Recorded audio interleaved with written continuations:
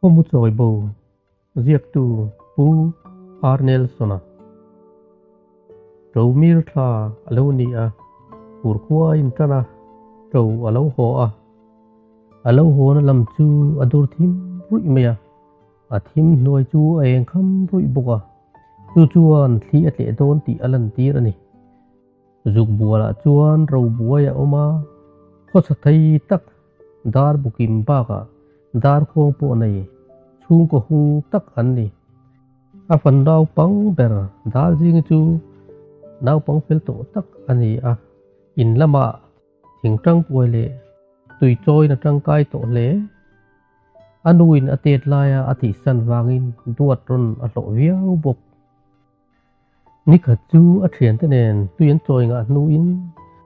chon hera the ni nu lu kol muala thing tang an kuaya wa atangin nai te ma ni se ngodur tak hing lian pui pui ngir pup nani thing tang tla an fom tan chau tin dar jing chuan chu mi ko ati thut maya athian te la chuan oi lo tur tu o ma gan selave anti sana an fom nga tep ti a chuan mi ko le to kanu an chiang mai kanu kalau kale ti pain an thang lam kor chu apan tamaya athian te chuan lau chung tungin dari tu manan ko lo che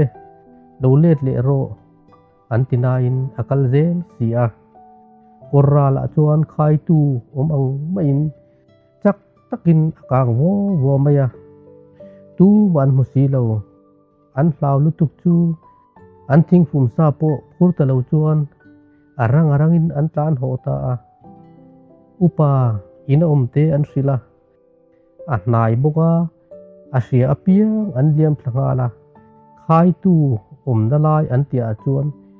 patling nia khi ngei taka ma se pen nga lo liam ani lawang tia chuan nu ma reng tamia si lo an bang bau hlom hle a an rin lam fangin an thatok te tin an wak dara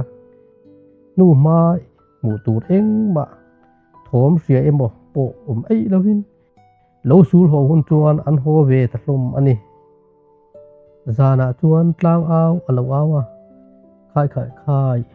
nak tu ka mi pa tu ma fe lovin apa chuakin mi bo zon tur kot chua in nga khom tur aron ti ala Darjing u te eroin mut mai an tum lo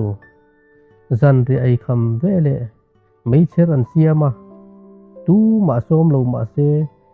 beng chitok an lo ma tang wal ho chu an liam ta sim abo tan che vel chu an dap ne le eng ma riat nei lovin zan lai an lo tin vele ta ni atu ka chuan zol bu kai tang wal chu man mo takathavin tu thuan an ei soka an chuak kim ma le suk chenani akan chuan an kim der to walu pain chan an sema zuk bual khomung lam ram zong tuisen le tuidam in ka nai vai lam fa mual khon nuai sarai le mau pa thengin an tuam ta ni vu ta thing pen ram chang tu ta chuan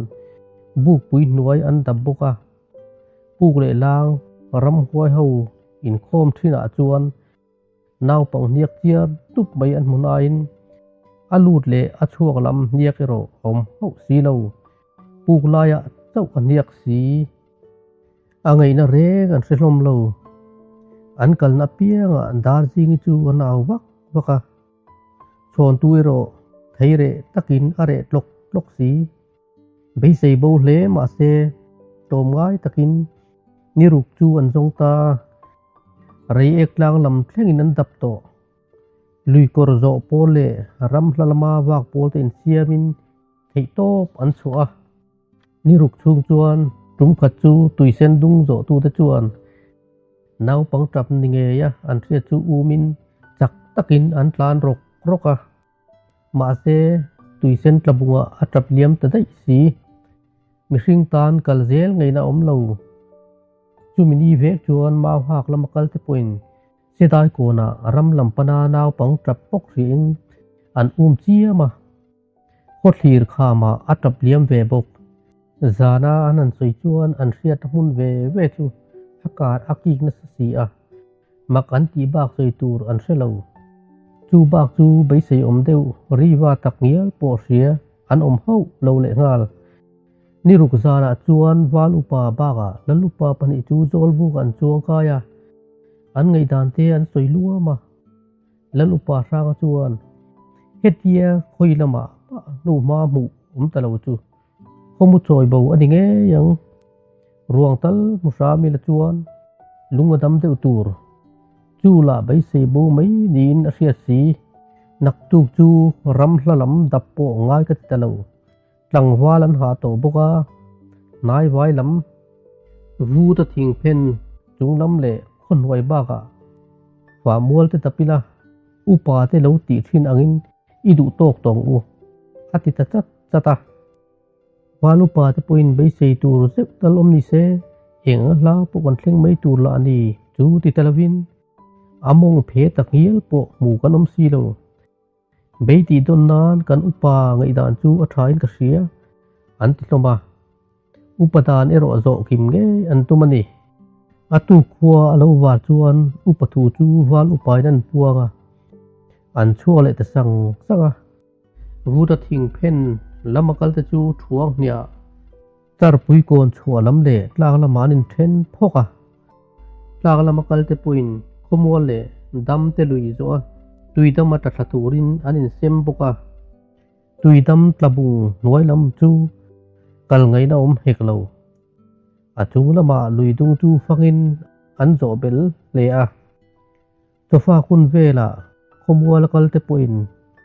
tui dam na lam atanga zo thale tin